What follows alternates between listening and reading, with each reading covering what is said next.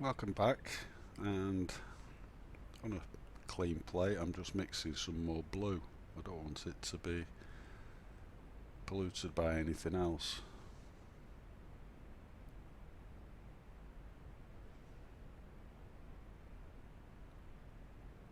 So you can see I've got it like a wedge shape, and I can do horizontal lines with it this way.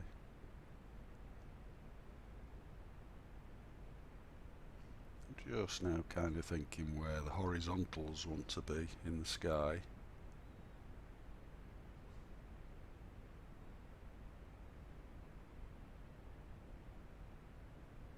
Being extra careful where I go around the landmass. So you can be quite accurate with a big brush up to the horizon line, because the distant sky has got blue in it. And then while I'm down there, I'm just going to suggest the sea, which I'm going to just leave quite light in this case.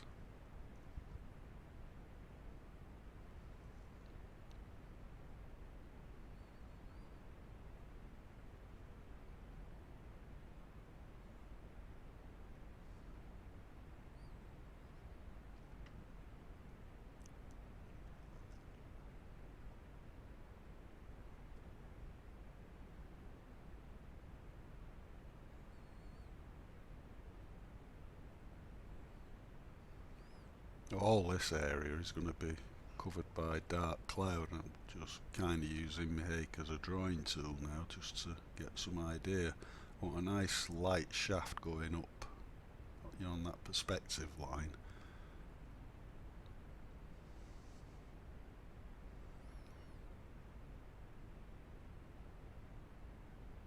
Now I'm trying the damp sponge again.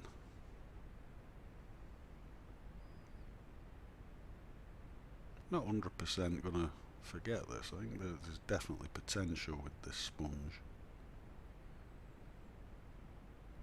I know you can do nice foliage with a sponge. I used to do that many years ago.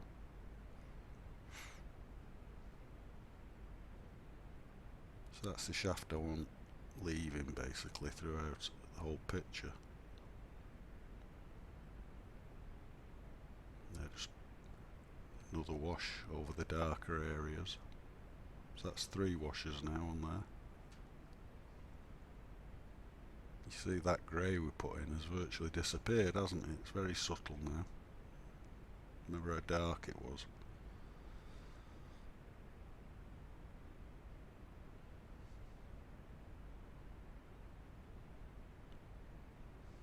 See, I'm struggling with the Cockling paper slightly, but you've just got to live with that. It's part of the fun. Right, now number 1" flat brush, and that's a clean brush with clean water on it, and I'm using that now just to blend all these colours. And some, the middle distance of a sky is generally horizontal lines like you find in water.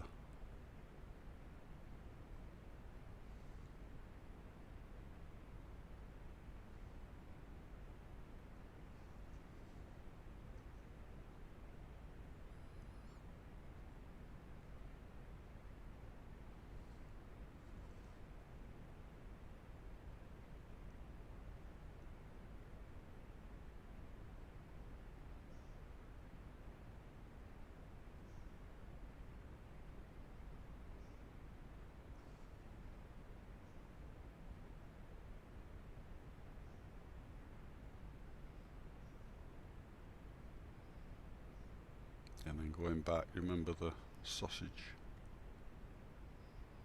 shaped tissue, just to retake out those lighter bits. We can virtually always go back to the lightest part as long as we don't muddy the colours and we get it before it dries.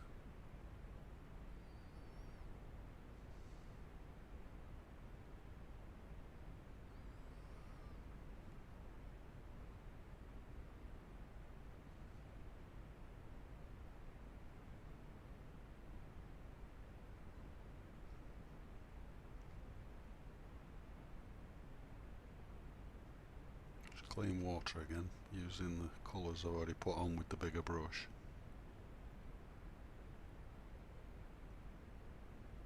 Now, because they're horizontal lines, I've stood it on an end so that the water will run down like I did before.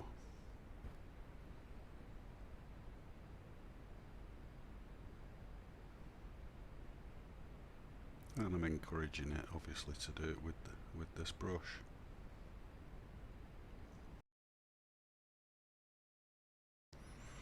Right, it's dried, and I'm mixing some more blue and Payne's grey, and a tiny little bit of red in there now. Alizarin crimson, so that's going a little bit purpley. A bit more Payne's grey. And what I'm doing is I'm trying to ascertain what colour I'm going to do the dark clouds.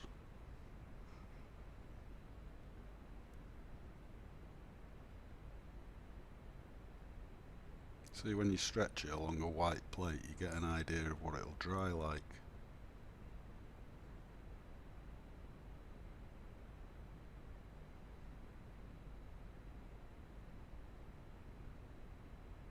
And that's what I'm doing all the time, just stretching it along the white.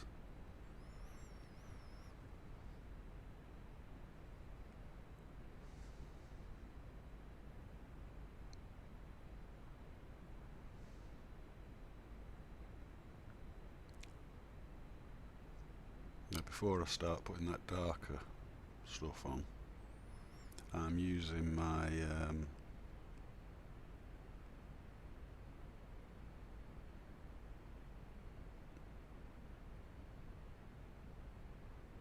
tissue to take off, well, what I used was the bristly brush to take out colour,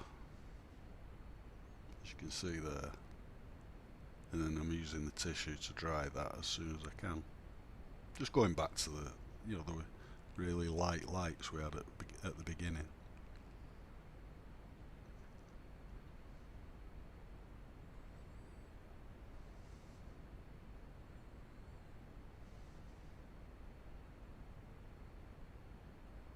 So took it out, horizontal lines again, and any lines that are looking just too regimented, if you like, I'm just blending them in.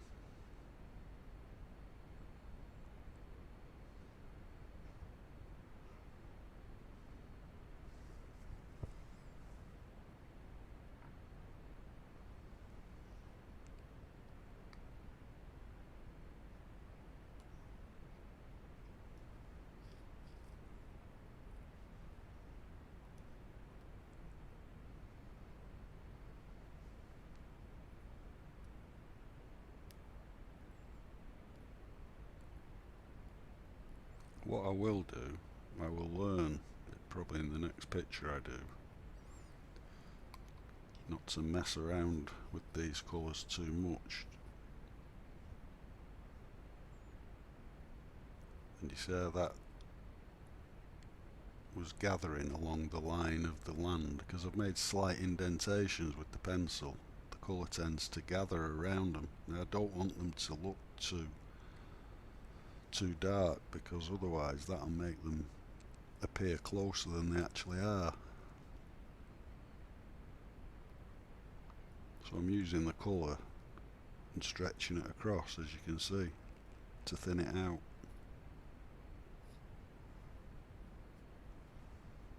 You could call it messing, but on the last two sunsets that I've done, I've not been happy with the way I've treated this landmass, so I'm hoping that I'll get that right this time.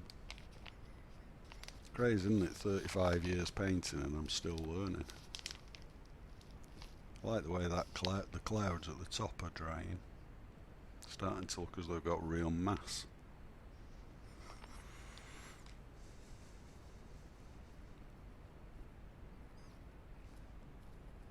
No,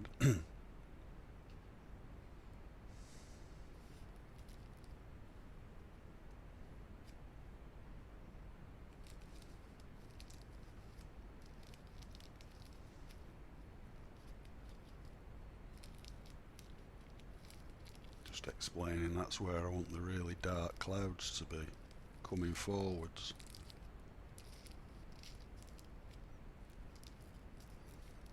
Just look at the way the sun areas started drying. Nice rosy pink.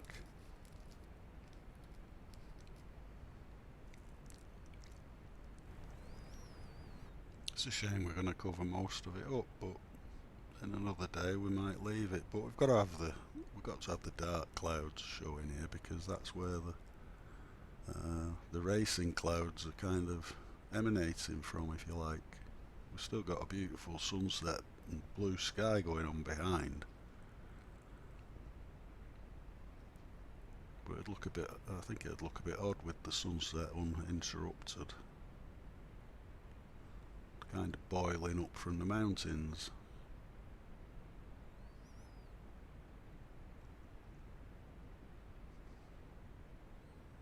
That's the technique of just keeping your hake, in a nice sharp edge every time you use it, and start to put it down. Just use two fingers to straighten that edge, and eventually you'll end up with a razor edge. See, I'm using it to make wispy shapes. Now this area's got to link, like I said, with the racing clouds above. So all that nice texture that we've got going on, we're now going to spoil, because I'm sure you've heard about the ugly stage in watercolours, and we're now entering it.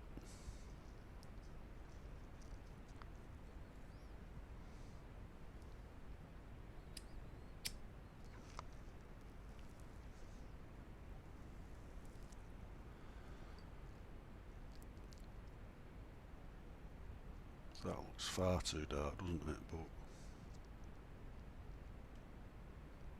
it's just nice on the paper.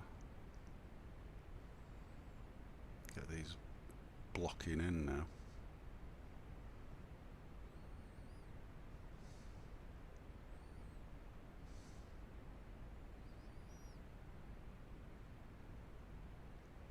So what I've been doing lately, I've been setting up my camera to take time-lapse films of sunsets and sunrises from where I live, on top of the garage. And I've learned just in the last few weeks how many layers are in a sky like this. When you watch the time lapse, one's going one way, they could be going 4 different directions, and that kind of just focuses your mind.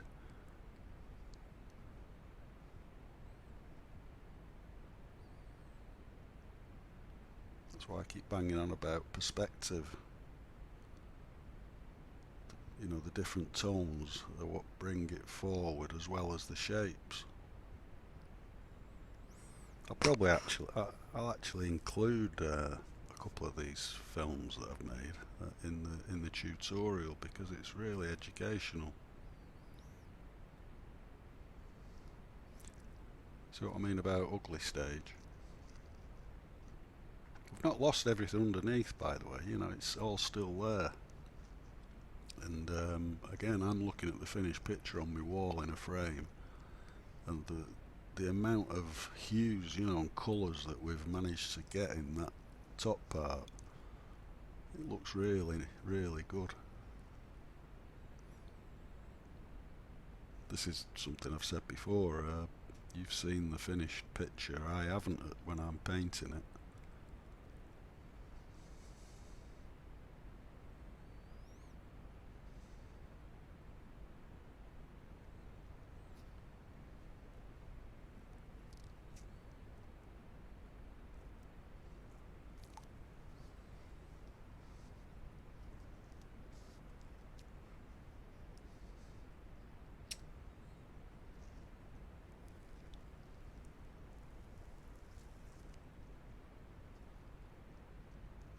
Just adding some clean water now, so it all diffuses.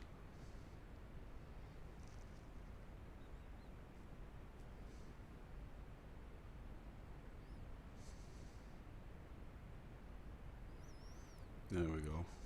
Plenty of Payne's grey now.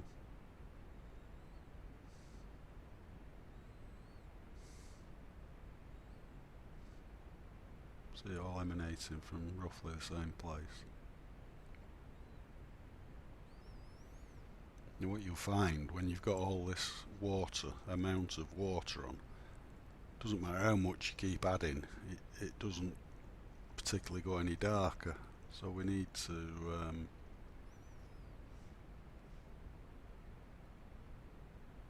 just be a little bit careful that we don't put too much colour on to try and darken it too much at this stage.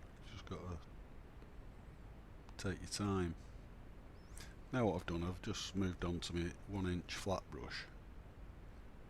I can get a straighter, a finer line. And I'm thinking of the horizontals now, which are behind these clouds.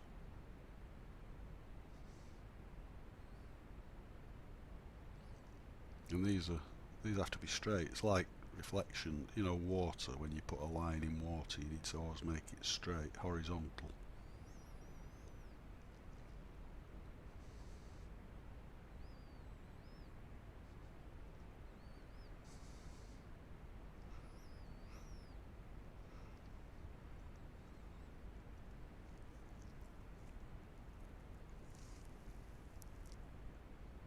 So you're constantly thinking whether I should do this or that. And now I've gone back up to my racing clouds. I'm sticking with my inch flat brush. And what I'm thinking here, like I've just said to you before, I'm thinking I need to darken this up, and that's why I'm going more grey for the shadows. Look how rich that looks now. It's a lovely deep rich blue.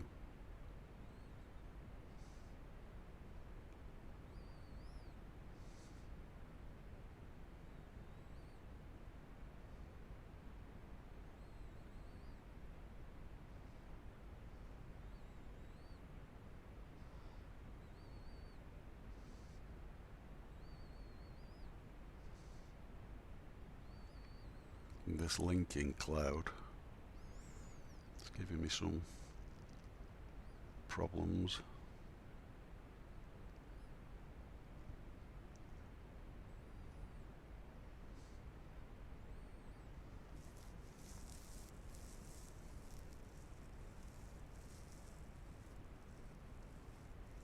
So we're back to the number 6 bristly round brush, because like I said earlier, I've just realised it doesn't matter how much darker I go now, I'm not going to get the colours to look any darker. So I've decided now just to start scumbling these edges and making them more cloud-like. I'm kind of negative painting, using the paint on the paper, clean water and tissue.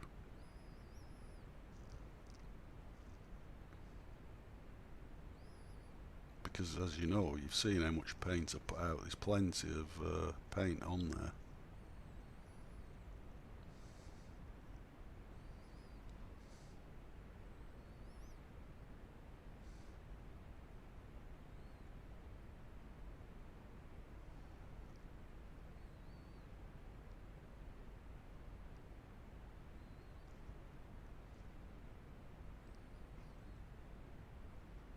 See this effect now.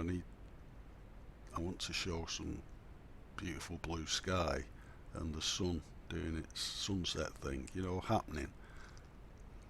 I want to show it through a little window in the clouds.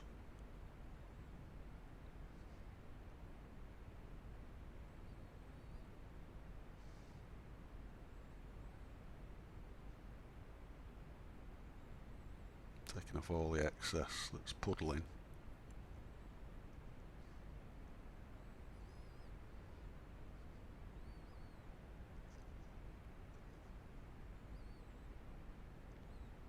that bank of cloud is behind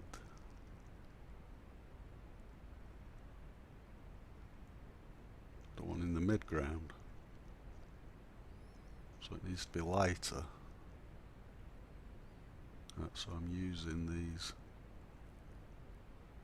sodden areas I'm just pulling it out in, you know, the long flat clouds you get.